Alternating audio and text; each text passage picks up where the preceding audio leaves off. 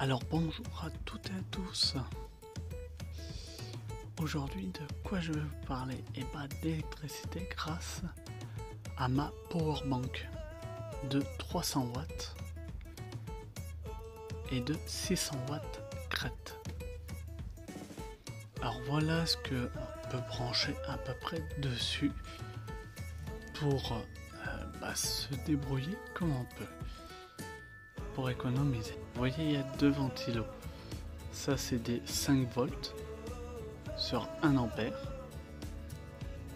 Ici vous avez 3 ampoules que je me sers pour nous éclairer le soir parce que chez moi il n'y a plus d'éclairage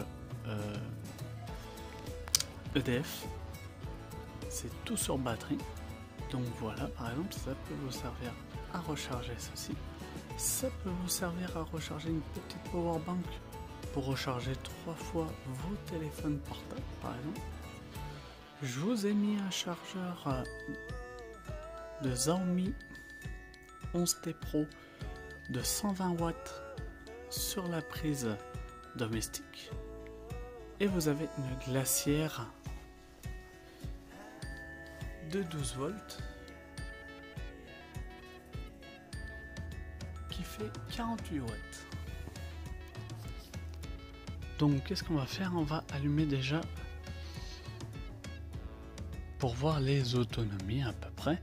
Donc ça vous pouvez recharger à peu près une centaine de fois ces petites lampes et ces deux ventilateurs.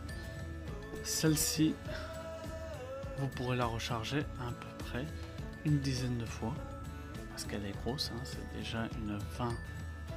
20 000 mAh.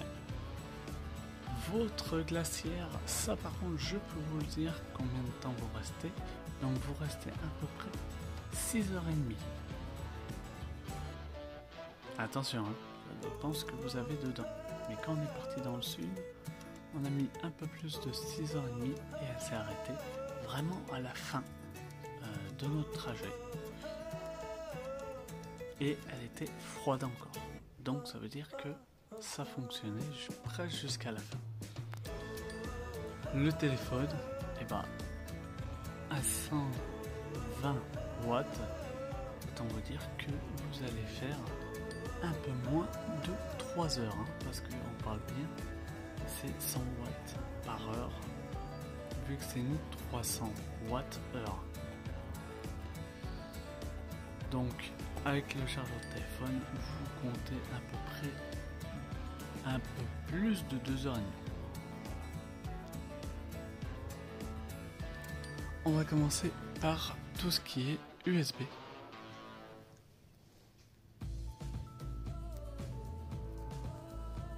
Donc, elle fonctionnait pas très bien parce qu'elle ne supporte pas les 18 watts de cette prise qui est un peu accélérée. Les autres c'est des 5 volts, donc vous voyez, elles chargent. Alors elles sont pleines, donc là c'est vraiment pour vous faire voir. Ça consomme 8 watts et ça recharge aussi ma powerbank. Donc autant vous dire que c'est vraiment pas mal. Ce qu'on va faire, vu qu'on sait que ces deux-là sont chargés, on va les débrancher. Donc vous avez un voyant qui vous dit que c'est les prises USB. Voilà. Et on va récupérer ces deux câbles pour les deux ventilateurs.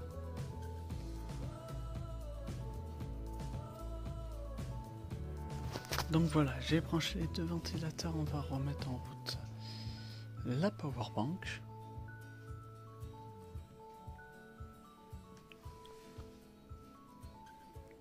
Ah, déjà là on voit qu'elle utilise plus d'énergie.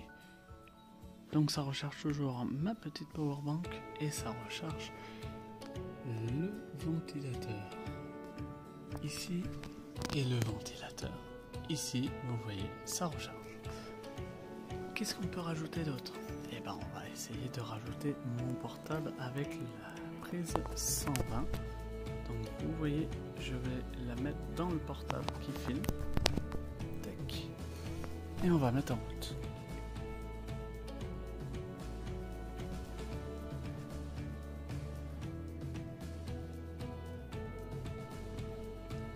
Ça continue toujours à charger les USB, mais là il y a le portable en plus qui a pris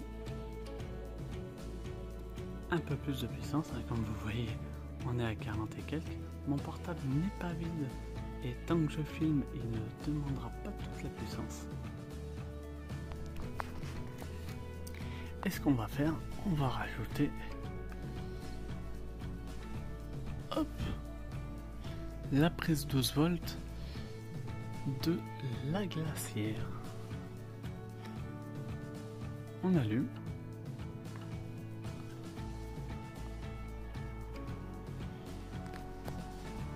Vous voyez, là on est à 108. On est à 108.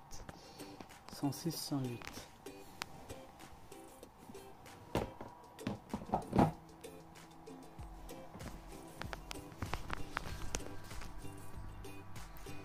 Donc voilà, là actuellement on charge déjà pas mal de choses. Sur cette powerbank, on est quand même à 105 watts sur une powerbank qui fait 300 Wh. Donc ça veut dire que là on pourrait rester 3h30, il estime, à cette puissance là. Je vous confirme que le temps qu'il annonce, c'est la vraie durée. J'ai fait des tests parce que le soir, par exemple, elle me sert à alimenter la télé qui fait 75 watts, le tuner télé et la télé. Donc ça me fait une estimation de à peu près 4h50 d'utilisation avec ma télé, ce qui est vraiment bien. Donc voilà, c'était pour vous faire voir un peu ce qu'on peut faire avec. Donc comme je vous dis, vous pouvez aussi faire avec votre télé le soir, parce qu'elle a un onduleur pur sinus. Et moi ce que je fais pour la recharger, actuellement je la recharge sur le secteur, mais dans mes heures hyper creuses que j'ai avec Total Énergie. Mais en attendant, la journée, vous pouvez vous en servir dans les heures pleines où il faut utiliser le moins possible d'énergie pour éviter de payer trop cher EDF ou Enedis ou même Total Énergie. Donc voilà, c'était la petite vidéo pour vous présenter ce qu'on peut faire avec cette fameuse powerbank. Je vais essayer d'agrandir mon pack de powerbank, donc je vais en racheter sans doute. Je suis pas encore décidé sur laquelle je vais prendre par rapport au budget que j'aurai, mais la prochaine devrait se brancher directement au compteur de ma maison. Comme ça, pendant les heures pleines, on utiliserait ces fameuses powerbanks pour nous fournir l'électricité. Et dans les heures creuses, pas forcément besoin d'avoir de powerbank. Donc on les rechargerait.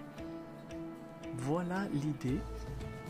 Donc si vous avez des commentaires, si vous avez des questions, n'hésitez pas à les poser. N'hésitez pas à vous abonner aussi, ça peut servir.